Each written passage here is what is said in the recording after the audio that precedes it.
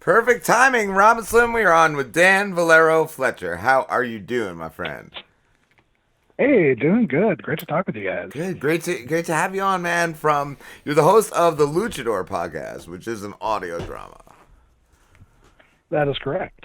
How for everyone out there, it is masked wrestlers. If I hopefully I get this right, fighting gangsters and vampires in Mexico City. Yes, gotta have both. Can't just have one. I was gonna say, yeah, like maybe gangsters. I can see. How did the vampires get involved? How do vampires get involved? Well, that's important. No. It's So like set in Mexico, and one of the things is we want to draw on a lot of ancient Aztec lore and mythology. So there's this really cool Aztec vampires called the Cihuateteo that we put on. So like, if for wrestling fans who are listening to this, if they ever watched the show Lucha Underground, which aired a couple years ago, that's a big influence on me in this project. Cool. I was gonna ask you what was one of the major influences of the project.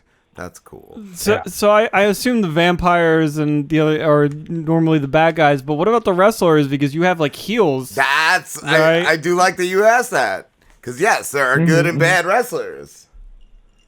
Exactly. Yeah. And we lean into that. And Lucha in Mexico, they're called heels are rudos and faces are technicos.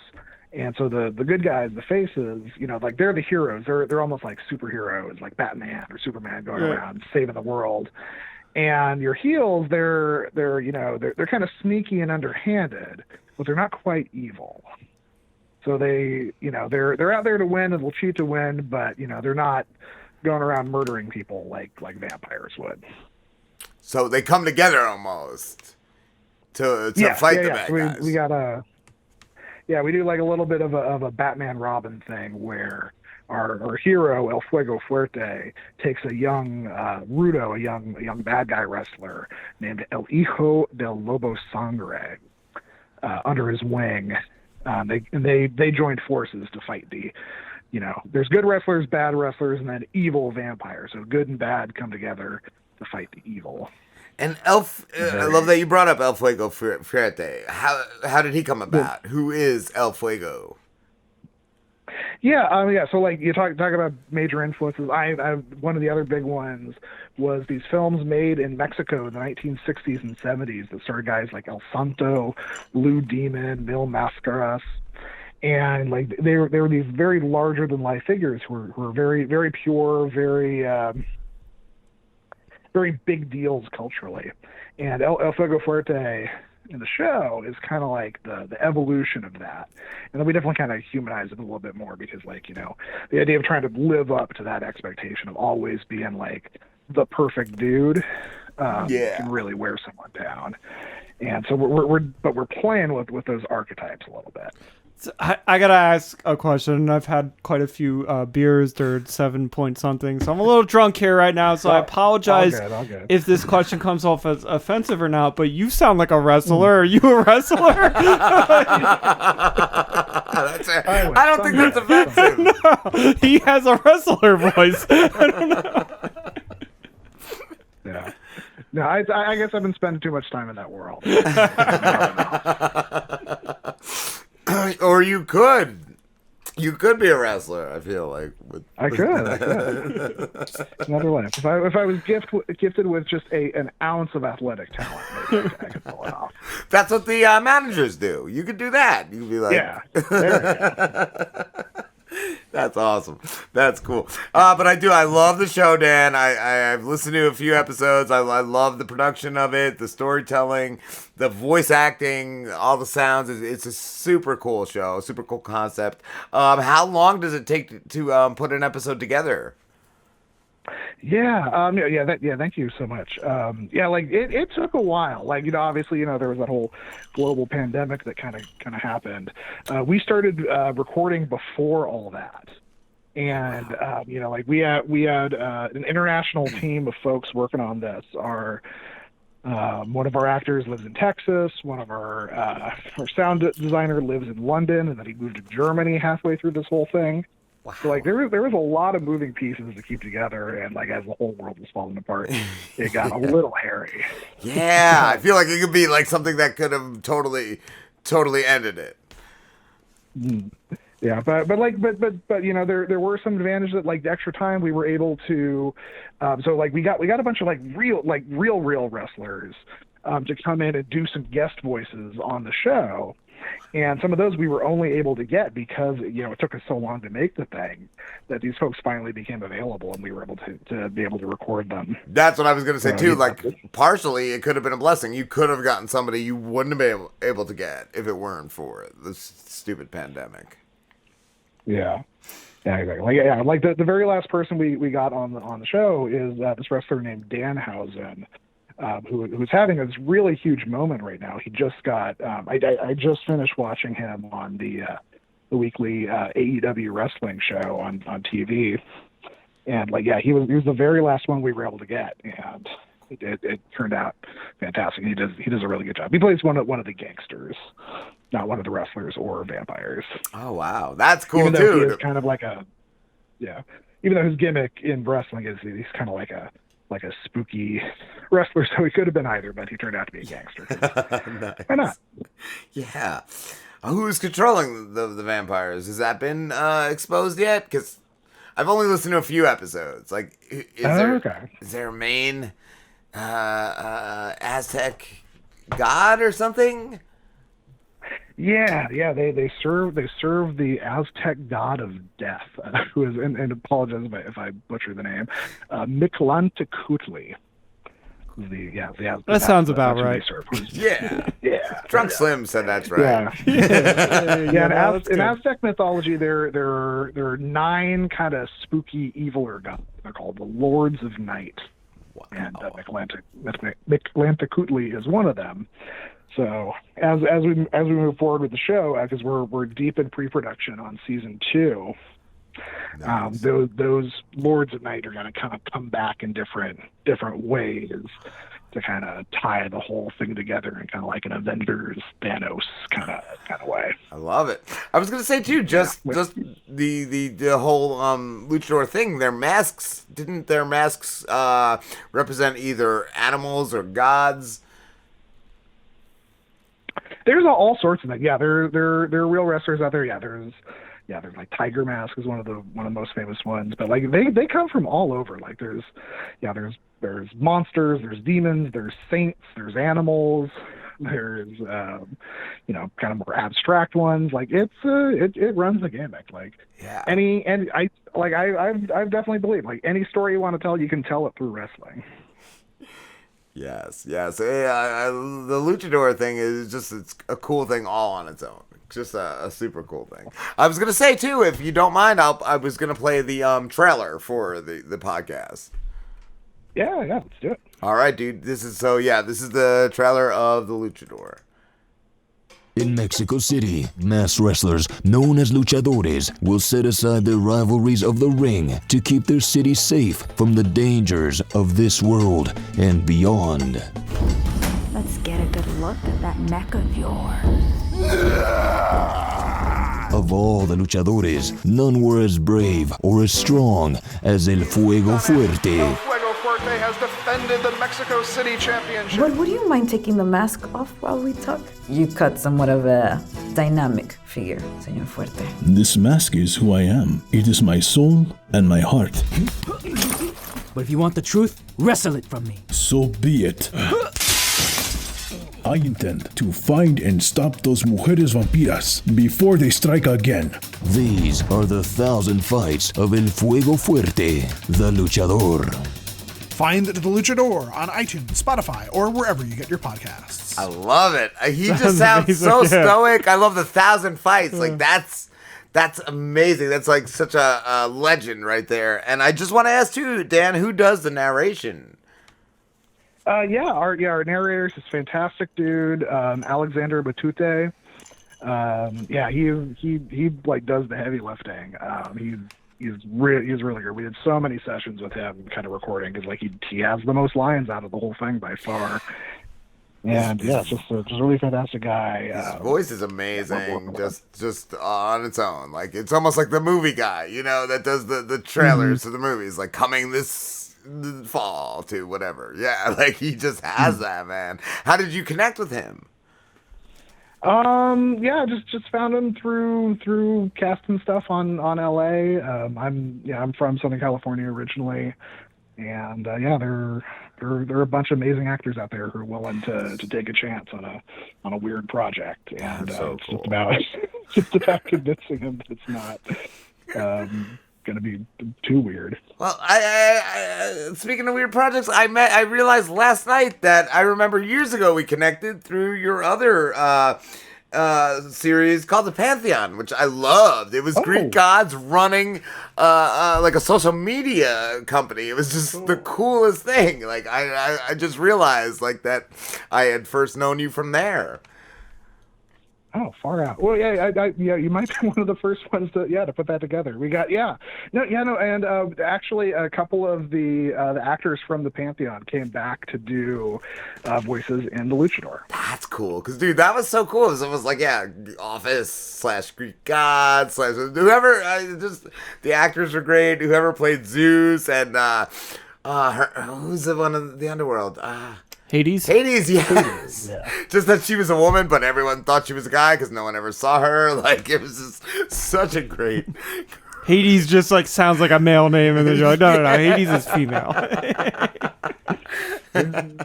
Dude, I totally enjoyed that series. Yeah, just like last night, I was like, oh my god, that was so cool.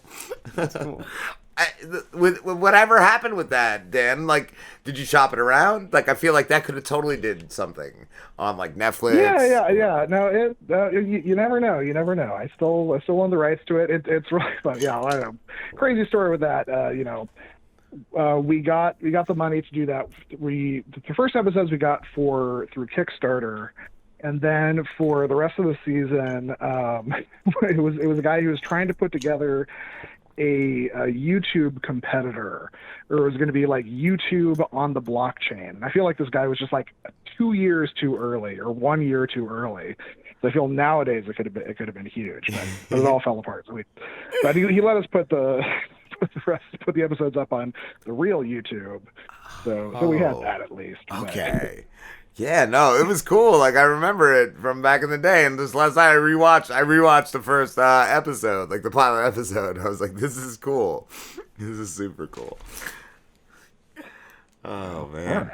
Yeah. When is the next episode of The Luchador going to be released? So we're working on it right now. It's gonna be a minute. Our process is a little slower. We write out all the scripts beforehand and gotta record and everything. So I'd ask folks to be patient. It'll definitely be out before the end of the year. If we've hit 2023 and more episodes have not come out, that'd be a bummer. But yeah, we're going to do a full. So the first season was 5 episodes. Season 2 is going to be 8 episodes. So we're expanding the scope. Cool. But it's going to be really great. And we do have a. I'm sorry, Dan. Go You go. I'm so sorry. I didn't mean to interrupt. Oh, yeah. But we do have a Patreon if folks want to support us. That's you can find everything on luchadorpod.com. And we're gonna be putting out some special stuff on there if you want to stay up to date on what we're working out. And we have some fun ideas for some special content just for Patreon folks if they want to get wet their whistle in terms of Luchador stuff. Cool. When you do a season, do you write the entire season beforehand and then go through all the recording and all that? Like, I feel like that would be something that you'd want to do. At least have the whole season scripted. Yeah. Yes. No. Absolutely. Like we're telling big whole complete stories. So season 1, 5 episodes tells one complete arc. And season 2 is going to be the exact same way. So we know where we're starting, we know where we're ending, and we want to make sure we're tracking the characters perfectly along the way. Yeah, it just seems like so much involved. But once it finally comes together, it's got to be the greatest thing. Yeah, that's great. I mean, all the folks I worked with on this are fantastic. My producing partner, Brandon Kendall, does great stuff. He's actually helped me write season 2. We got our sound engineer, Mike Mason, does awesome stuff. It is a team effort for sure. And these folks are like just kind of going out of their way to put this thing together. And it's really proud with how it turned out. Cool. And can you give us any not spoilers, but can you give us anything from season 2? Okay. I'll say so. Season 1, we have the Aztec vampires. That story will be wrapped up by the end of season 1 for folks who listen to it. But season 2, we're going to be dealing with a new creature, another quote unquote real creature from Mexican South American folklore. So people know the term cryptid. Like not the chupacabra. That's what I was gonna say. I'm a basic bitch, if you know what I mean, because that's all that came to my mind. I was like chupacabra. Yeah, but like it's definitely a type of monster that people are familiar with, but it's got a really cool Mexican South American flair to it. Cool. Really cool. Yeah, and they'll be leaving Mexico City, so it'll be a whole new environment they're in as well. Oh, that's awesome. That's awesome just to hear. Cool. Yeah. Who are some of your favorite luchadors, wrestlers from the past? Yeah, I mean, there's a bunch of guys going right now that are really great. I love the Lucha Brothers, who are on AEW, Pentagon, the Phoenix. Those guys are really great. I grew up, watching wrestling in the Attitude Era with Stone Cold, Steve Austin, and The Rock, and all that. Yeah. And Rey Mysterio was, the first luchador I was introduced to. That guy's still going, which is nuts. With his son, it's kind of cool. Like I do enjoy that when they come on. I don't. What is his son? Yeah. I can't remember his name off the top of my head. Dominic. Yes. Mysterio. Yes. Okay, cool. Yep. Ray and Dominic Mysterio. I wanted to do a thing where he earns a mask. So his son isn't wrestling in a mask. No. Oh wow. I feel like they're gonna. Yeah, they got to build up to a thing where he earns the family mask. Yes. Oh, but because Rey Mysterio inherited the mask from his father. So it's like you got to pass it down to the third generation. That's so cool. I wonder what generation is like. This thing smells. I need a new mask. How many generations? But no, that's so cool. That's super cool. I grew up in the era where the big thing was WCW and WWF, and I was always a WCW fan. Yeah. Goldberg and Sting, those were my things. But they had great luchadors there as well. Like Rey Mysterio wrestled for them. Psychosis, Super Crazy. Juventud Guerrera, like they're man. I was gonna say I thought they had definitely some on that camp, which I did not watch at WCW because I was all about The Rock. Just all about Rock. But yeah. Well, Eddie Guerrero, he was awesome, but he never wore a mask, right? He never was not that I know. Or a high flyer. Maybe early in his career. Yeah, but not when I was watching him. But yeah. But he maybe was he a guy that maybe came out with a mask and then would rip it off or something like that? No. And then whenever I saw he never had it, but he also died in the ring. That was super sad. I had never seen that clip till my son William sent me it because I had stopped. You get to the point where you just don't watch anymore. That's what I was at, and he had died after that, which I was sad about when I heard, but I had never actually seen that. He actually died in the ring. Like it was not cool. But well, yeah. It happens. I guess it could have been worse. Like you're gonna go, you want to go doing what you love. Yeah. So that's why I'm ending the show. I don't want to end up just killing over during, because Dan, this is our last season. Yeah, I don't want to get to a season where you just see me Yeah, so we decided we were just gonna stab each other on the last season. Yeah. Oh wow! Yeah, that would be the end of the Robinson Show and our lives.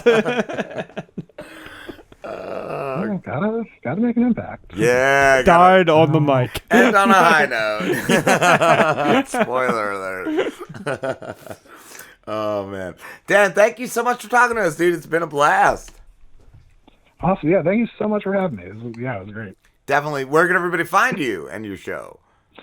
Yeah. We are. We're on all the social medias at the Luchador Pod, POD. TheLuchadorPod.com is our website. You can find all the episodes there. You can also find us on Spotify, Apple Podcasts. Wherever you listen to your podcast, we're going to be there. Just search for The Luchador. We'll probably pop up. If not, The Luchador 1000 Fights of El Fuego Fuerte. Nice. Thank you, dude. It's been a great time talking to you, man, and I can't wait to hear a new episode. Awesome. Thank you. All right, you guys have a great night. You too, man.